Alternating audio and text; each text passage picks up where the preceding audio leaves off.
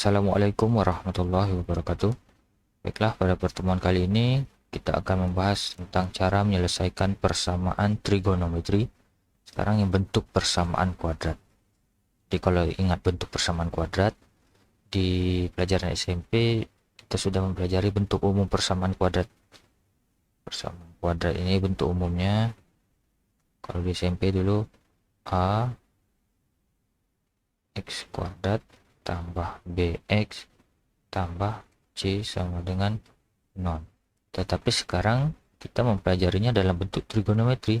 Artinya kalau bentuk trigonometri, bentuk umumnya ditambah fungsi trigonometri dalamnya. Jadinya seperti ini. Nah, perhatikan. Ada AF kuadrat X ditambah BFX ditambah C sama dengan 0.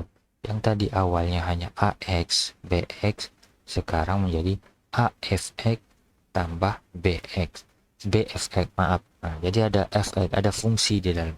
Fx di sini nanti akan berbentuk trigonometri, bisa sin, cos tangan dan sebagainya. Tetapi sama-sama fungsi f, tidak bisa fungsi f dan g. Fungsinya harus sama, itu syaratnya. Berarti di sini ada cara penyelesaiannya. Cara penyelesaiannya, pastikan fungsi memiliki persamaan yang sama. Nah, itu tadi saya bilang. Persamaannya harus sama. Kalau fx sama-sama fx. Artinya kalau sin x nanti ketemunya soalnya berarti yang b-nya juga harus sin x. Kalau berbeda tidak bisa digunakan cara ini. Terus yang kedua, jika berbeda ubah dengan rumus-rumus identitas. Nah, ini kalau berbeda kita harus mengubah dengan rumus-rumus identitas.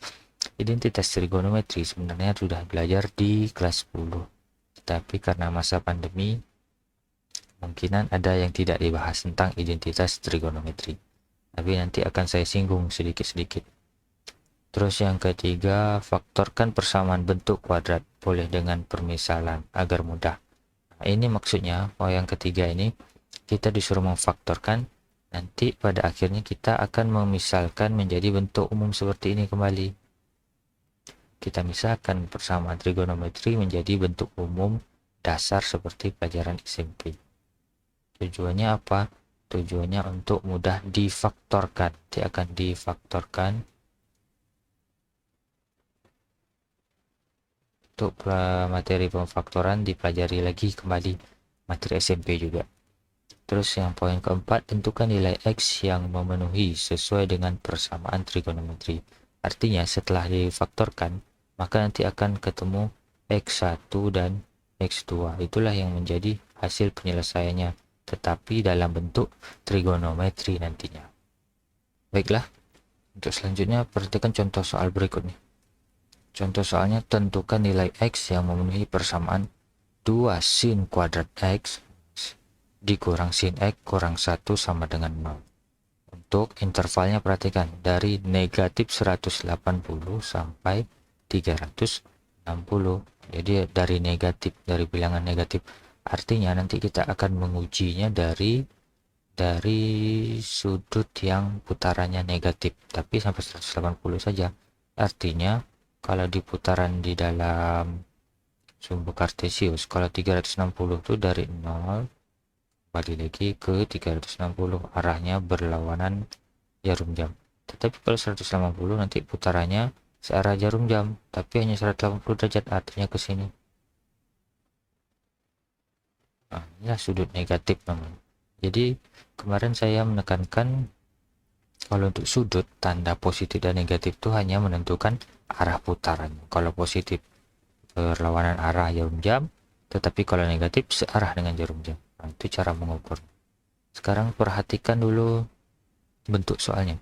2 sin kuadrat X. Sin kuadrat X ini sama saja artinya dengan sin kuadrat X, artinya sin X yang dikuadratkan. Jadi jangan pusing kalau jumpa sin kuadrat X. Oh, apa itu Pak sin kuadrat X? Nah, ingat aja artinya adalah sin X yang dikuadratkan. Sehingga untuk menjawab hal seperti ini, kita harus memisalkan terlebih dahulu persamaan ini menjadi bentuk umum seperti tadi yang saya ajarkan. Pertama bentuk umumnya AX kuadrat ditambah BX ditambah C sama dengan 0. Dalam pikiran kita bagaimana persamaan ini agar berubah menjadi seperti ini. Nah, kita perhatikan. Cara menjawabnya, jawab. Berarti pertama kita harus memisalkan. Misalnya kita umpamakan sesuatu itu, kita sederhanakan dulu. Di sini yang sama-sama fungsinya tadi adalah sin X. Nah, jadi kita harus memisalkan sin X.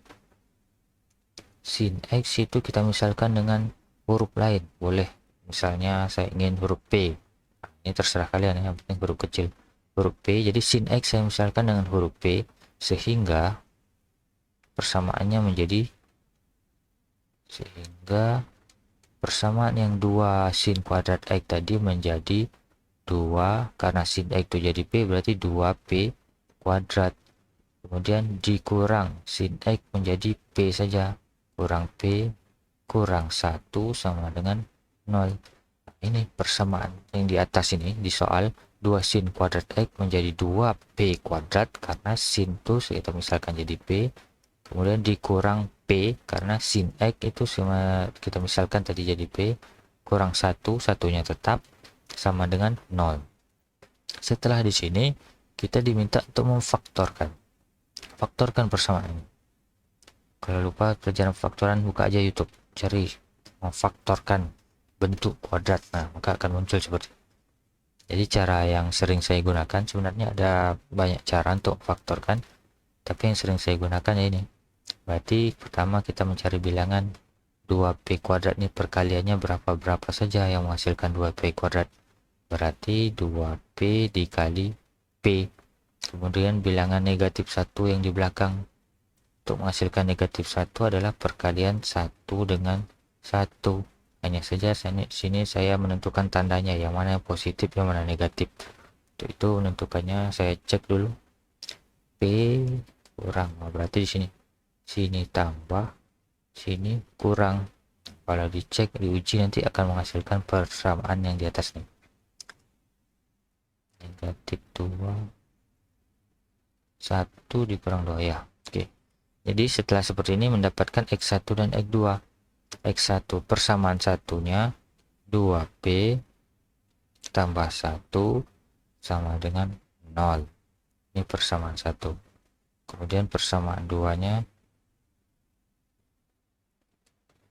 P kurang 1 sama dengan 0.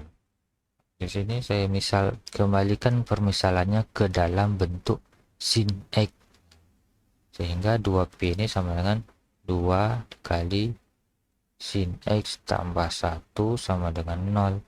Kalau kita mencari sin X nya berarti 2 sin X sama dengan satunya kita pindahkan, negatif 1. Artinya kalau sin X saja sama dengan negatif 1/2. Kemudian untuk yang hasil yang keduanya P nya kita ganti lagi dengan sin X. Sin X kurang 1 sama dengan 0. Artinya sin X saja sama dengan positif 1.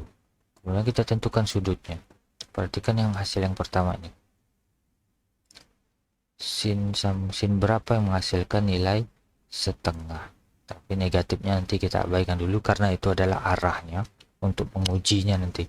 Sekarang sin yang menghasilkan setengah adalah sudut 30 derajat. Jadi sin 30 yang menghasilkan setengah.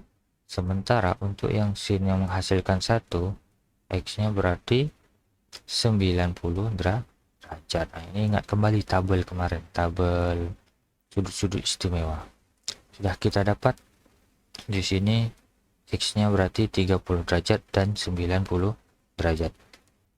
Setelah kita mendapatkan X nya, maaf di sini X nya yang ini negatif 30 ya, karena negatif setengah tadi saya lupa. Oke, jadi X yang kita dapat negatif 30 dan 90. Sekarang kita harus mengingat yang pertama sin negatif 30, itu artinya sin ini akan bernilai negatif di kuadran berapa. Itu maksudnya di kuadran berapa sin negatif. Kalau negatif berarti di kuadran ketiga, 3 dan 4, kuadran 3 dan kuadran 4. Sementara untuk yang sudut 90 derajat 90 derajat positif, sinnya positif, sin X sama dengan 1, positif 1 artinya. Jadi kalau sin yang positif itu di kuadran berapa ya? Di kuadran 1 dan di kuadran kedua. Nah, itu kita uji. Keempat tempatnya lah yang kita uji. Pertama kita uji dulu yang sebelah kiri, yang di kuadran ketiga. Yang di kuadran ketiga, cara mengujinya, ingat rumus sudut berelasi di kuadran ketiga adalah 180 ditambah alfa. Samakan 180, sedangkan alfanya adalah 30 derajat. Artinya dia menghasilkan 180 tambah 30 artinya 210 derajat. Ini sudut pertama yang harus kita uji nanti. Sudut yang kedua di kuadran keempat. Di kuadran keempat berarti rumusnya 360 derajat dikurang alfa. Berarti alfanya juga masih 30. 360 derajat dikurang 30 sama dengan 330 derajat. Selanjutnya di kuadran 1. Di kuadran 1 sudutnya ya pasti 90 derajat. Yang di kuadran 2 90 derajat berarti rumus sudut berelasinya 180 derajat dikurang alfa sama dengan 180 derajat dikurang 90 derajat. 180 dikurang 90, sudutnya juga 90 derajat. Sama. Kalau sama seperti ini nanti yang kita uji hanya satu kali. Artinya cukup kita uji 90. Tapi untuk 210 dan 330 harus diuji semuanya. Baiklah, setelah kita mendapatkan sudutnya 90 derajat, 210 dan 330, sekarang kita mencari nilai X yang masuk ke dalam interval tadi. Caranya kita ingat di sini, kalian harus mengetahui rumus ini dulu. X sama dengan alfa ditambah K dikali 360 derajat. Nah, ini persamaannya harus kalian ingat lagi kembali untuk mencari nilai X, menguji di tiap-tiap putaran tadi. Jadi ada alfa dan K. Alfa ini apa? Alfa adalah sudut yang kita dapat tadi 90, 210 dan 330. Sedangkan K ini ada putarannya. Putarannya dilihat dari soalnya. Soalnya tadi berbunyi, nah ini putaran tuh yang ini. Dari negatif 180 sampai 360. Artinya nanti K-nya akan kita mulai dari negatif 1. Negatif 1 berarti ada 0 dan ada 1 nanti. Ada 3 bilangan yang kita uji K-nya. Berarti 3 kali kita menguji K-nya. Tetapi nanti jika jumpa soalnya ini dari tidak dari negatif, misalnya dari 0 sampai 360 misalnya. Nah, berarti kita menguji K-nya hanya 0 dan 1 saja. Itu perbedaannya nanti. Baik, sekarang kita kembali ke soal tadi. Jadi yang diuji pertama kita menguji pertama X sama dengan alfanya, kita mulai dari yang kecil 90 derajat ditambah K. Sekarang untuk K negatif 1 dulu. Untuk K sama dengan negatif 1. Nah, kita menguji dari yang kecil. Berarti di sini negatif 1 dikali 360 derajat. Hasilnya adalah 90 derajat dikurang 360 derajat. Karena negatif 1 kali 360 negatif 360. Sehingga didapatlah sudut yang pertama 360 kurang 90. Berarti 270 ya. Negatif 270 derajat. Kemudian untuk nilai X-nya yang 210 berarti 210 derajat ditambah negatif 1 dikali 360 derajat. Sehingga hasilnya 210 derajat dikurang 360 derajat. Hasilnya adalah negatif berapa nih? 360 dikurang 210, 0, 100 ya.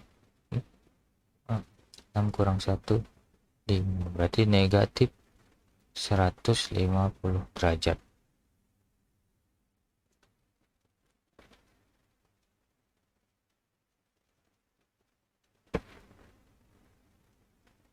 Selanjutnya sudut yang ketiga, untuk nilai X sama dengan 330, berarti 330 derajat ditambah negatif 1 kali 360 derajat, hasilnya 330 derajat dikurang 360 derajat. 330 kurang 360 negatif 30 derajat.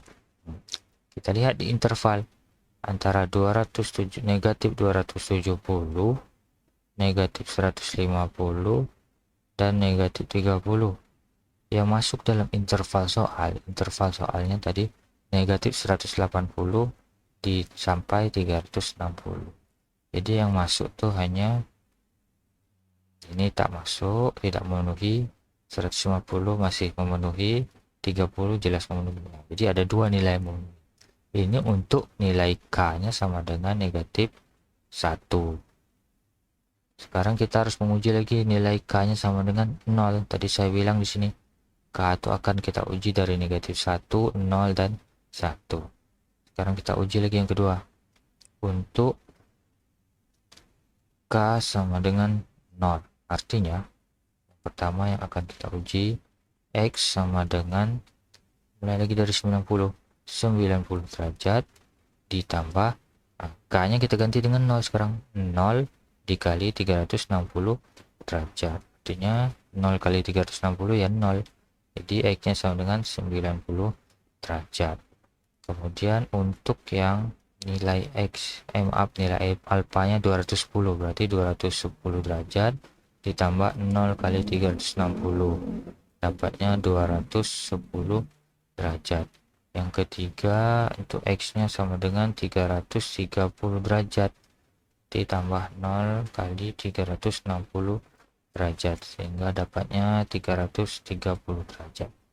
Kita cek lagi di interval soal yang ini, negatif 180 sampai 360. Nah, kita cek di sini berarti yang 90 ini memenuhi, 210 juga di dalam interval, 330 juga masih di dalam interval. Oke, untuk K sama dengan 0 semuanya memenuhi. Yang terakhir sini, untuk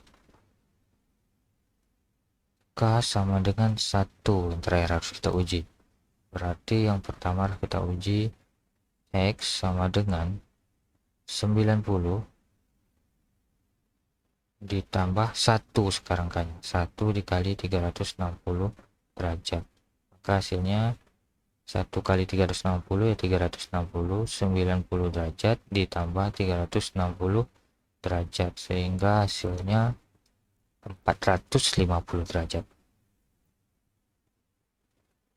Kemudian untuk yang kedua, nilai X-nya sama dengan 210 lagi ya. 210 derajat ditambah 1 kali 360. Jadi 210 derajat ditambah 360 derajat. 210 tambah 360. 210 tambah 36. 075 570 derajat.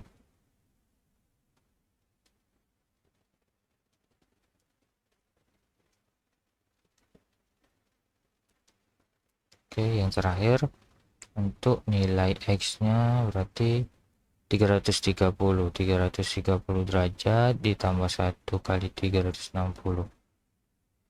Artinya 330 ditambah 360 derajat. Hasilnya 690 derajat. Kita cek yang pertama 450 derajat apakah dia memenuhi 450 derajat sudah lewat dari 360, berarti tidak masuk dalam interval soal yang ini. Interval soal hanya sampai 360, berarti yang 450 tidak memenuhi, yang 570 lebih tidak memenuhi, dan 650 juga pasti tidak memenuhi. Sehingga kalau kita lihat dari semua kita cari ini, yang memenuhi hanya negatif 150, negatif 30, 90, 210, dan 330. Jadi himpunan penyelesaiannya ini deh. Kalau sampai himpunan penyelesaian berarti selesai nih. Kita mulai dari urutan terendah. Nilai terendah adalah negatif 150, kemudian negatif 30, kemudian 90 derajat ya. Kemudian 210, dan terakhir 330 derajat. Itulah himpunan penyelesaian. Himpunan penyelesaiannya ada 5 nilai yang memungkinkan untuk nilai X-nya. Oke, sampai di sini. Jika ada pertanyaan boleh ditanyakan di grup WhatsApp atau boleh juga japri ke saya kalau malu bertanya di grup. Nanti akan saya balas. Jika ada kekurangan, saya mohon maaf. Saya akhiri dengan wabillahi taufik wal hidayah. Wassalamualaikum warahmatullahi wabarakatuh.